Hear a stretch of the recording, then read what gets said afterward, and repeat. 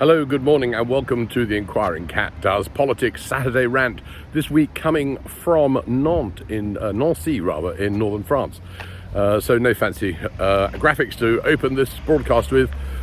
Oh dear, poor Rachel Reeves.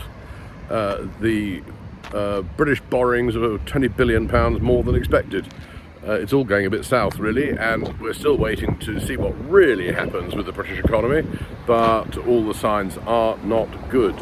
So hopefully it will be a complete miscalculation on our part, those of us that are skeptics, and things will get better, but I doubt it.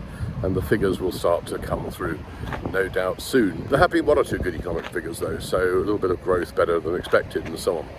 But 20 billion of borrowings, some more than expected, has the potential to be a bit disastrous. Meanwhile, on the question of America, because you can't avoid Trump every week on this, because quite frankly, the Steve Bannon strategy of flood the zone means that there's constantly something coming out from America. But just more broadly, I'm very interested when I speak to Republicans in America about what's going on. They all defend Trump completely, and normally if you say to somebody anywhere else in the world, oh, I think that what Macron is doing or what Meloni is doing or whatever, you would expect that one of their people with so much going on to say, well, no, I support Trump, blah blah blah, but I do have some concerns about this, or it's a pity he didn't do that. And you don't get any of that. It's just absolute blind MAGA cult. It's absolutely extraordinary. And it's very worrying because bit by bit, the whole thing is turning into a dictatorship in front of our eyes.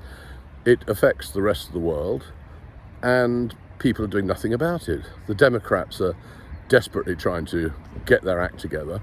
There was one black Democrat senator, great guy. He stood up and spoke for a record number of hours in the House.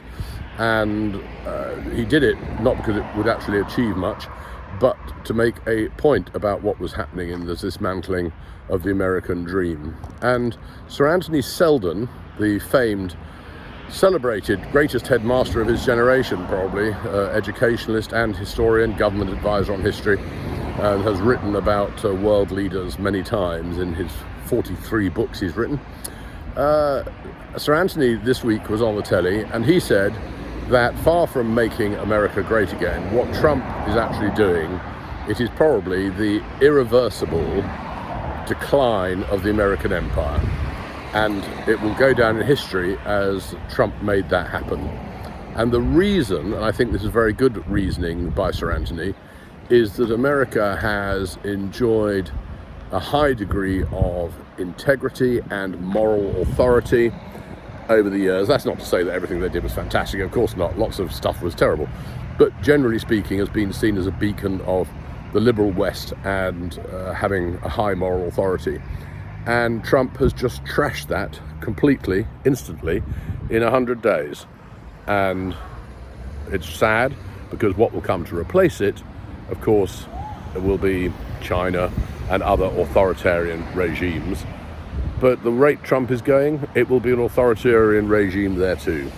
So, not a good week, but then it never is. I wish I could give you some fantastically good news. Maybe next week. Anyway, that's all for now. Over for the Saturday rant. I'm going off to drive through the countryside here near Nancy. Bye-bye for now.